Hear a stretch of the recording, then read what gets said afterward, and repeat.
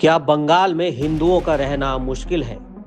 क्या बंगाल में हिंदुओं के खिलाफ हिंसा की छूट का खुला लाइसेंस मिल चुका है? आखिर क्यों जब बंगाल में उपद्रव होता है तो उसका सबसे ज्यादा शिकार हिंदू परिवार ही होते हैं? को सुरक्षा चाहिए और कुछ नहीं चाहिए। रुकिए आप लोग क्या क्या तोड़ा गया है? आप लोग क्या हम लोग को दुकान तोड़ दिया है, आदमी को मार काट दिया है, ये सब तोड़ दिया है, ये सब चोरा के ले गया, लूट पाट करके ले गया सब कुछ। हम लोग का एक तो घर में जनाना आदमी सब छोटा लड़का बच्चा है हम लोग का, कैसे घर में रखे ला चाकू छुरी लेके घर में घुस जाके मार रहा है। हम लोग क्या करेंगे, कहाँ जाएंगे हम लोग, बताइए। हम लोग, मेरा घर में एक ठो बेटा है, मेरा बेलडांगा में रहता है, उतना कष्ट कर पुलिस लोग सब ये सब लोग मेरा बेटा को लेके आया, कितना कष्ट करके आया, चिल्लाया, घर में घुस जाके घर झाड़ू के तोड़ दिया, सब कुछ तोड़ के इतना किया जो मैं छोटा बच्चा था दम निकल गया था। मेरा नाम है अंजलि राय। वक्फ बिल के खिलाफ हिंसा से पूरा बंगाल दहल गया है। एक शहर आग के गोलों में तब्दील हो गया, लेकिन शिकार हुए सिर्फ हिंदू। ऐसा क्यों? आखिर वक्फ के विरोध की आग में हिंदुओं का घर ही क्यों जल रहा है?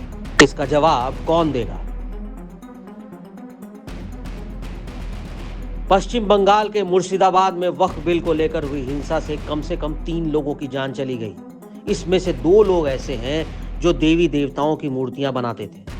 अब शुभेंदु अधिकारी ने सोशल मीडिया पर इसे लेकर कई वीडियो भी पोस्ट किया है, जिसमें हिंदू परिवार अपना घर बार छोड़कर भागने को मजबूर है। बीजेपी नेता ने ममता सरकार पर निशाना साधते हुए कहा कि यहां हिंदुओं को अगर अपना त्योहार भी मनाना है तो उसके लिए भी कोर्ट जाना पड़ता है। वक्फ बिल को लेकर यहां पर काफी हिंसा हुई, हिंदुओं को निशाना बनाया जा रहा है और धुलियान में हिंदुओं की दुकानों को फूंक दिया गया। स्थिति इतनी भयंकर है कि ये पुलिस के हाथों से बाहर हो गई है। अब तक 35 पुलिसकर्मी घायल हो चुके हैं, लेकिन ममता बनर्जी तुष्टीकरण की राजनीति करने में लगी है।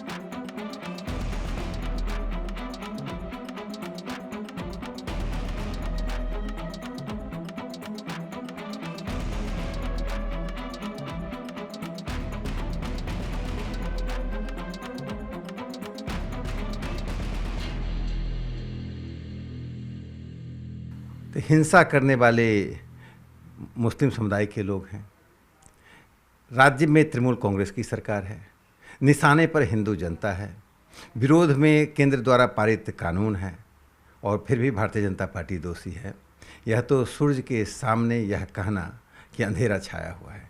ममता बनर्जी संभवतः उस रास्ते पर जा रहे हैं जिस रास्ते पर एक बार बंगाल का विभाजन 1905 में हुआ था।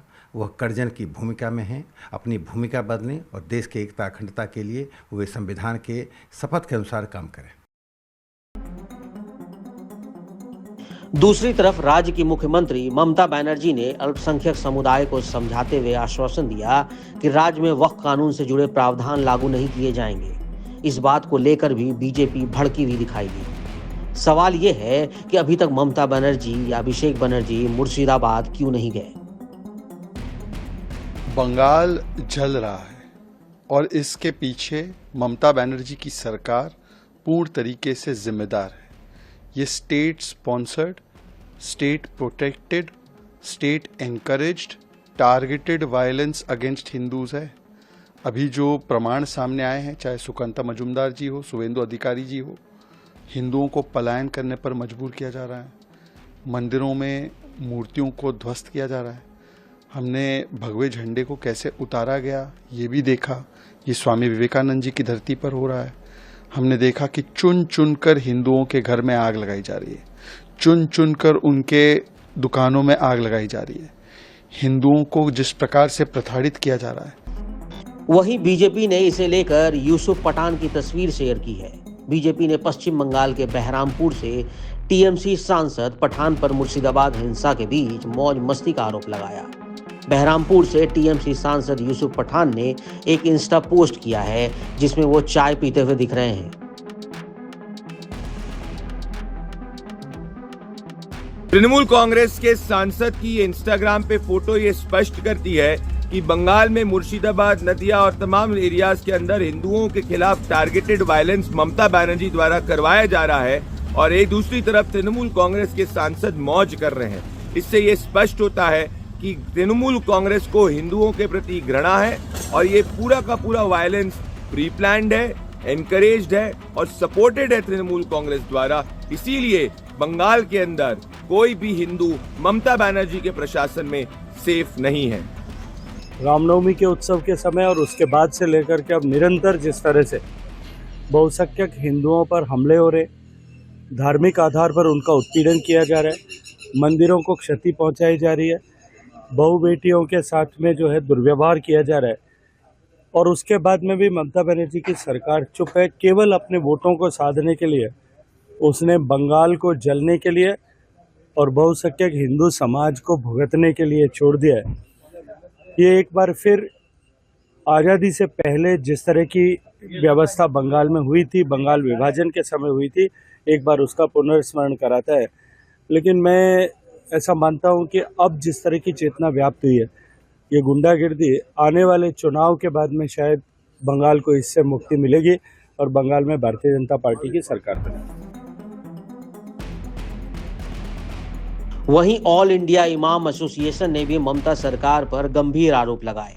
ऑल इंडिया इमाम एसोसिएशन ने कहा कि सीएम ममता जानबूझकर दंगा चाहती है, क्योंकि शासन प्रशासन की शह के बिना किसी राज्य में दंगा नहीं हो सकता। बहुत अच्छा किया और मुसलमानों ने उनकी बात को समझा, ये और भी अच्छा हुआ, क्योंकि हेमंत बिस्वा शर्मा का जो मुसलमानों के अंदर जो छवि है वो बड़ी कट्टरवादी छवि है, बड़ी ऐसी छवि है कि उल्टा सीधा बोलते रहते हैं।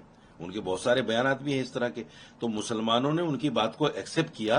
ये एक बहुत बड़ा संदेश है पूरे देश के लिए कि हेमंत बिस्वा शर्मा की बात को लेकर मुसलमानों ने प्रोटेस्ट नहीं किया।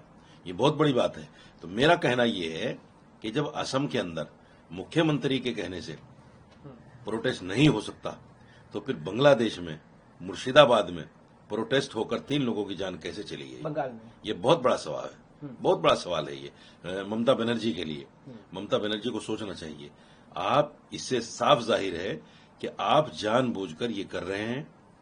वहीं बंगाल में हिंसा को देखते हुए गृह मंत्री अमित शाह ने तगड़ा एक्शन लिया है। तो वहीं कलकत्ता हाई कोर्ट के आदेश पर हिंसाग्रस्त इलाकों में 1600 पैरामिलिट्री जवानों की तैनाती की जा रही है।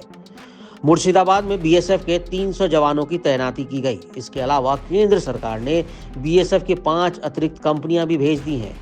कोर्ट के आदेश के बाद एक तरफ जहां बीएसएफ ने मोर्चा संभाल लिया है, तो वहीं बंगाल के सीनियर अधिकारी भी हिंसा प्रभावित इलाकों में मार्च कर रहे हैं।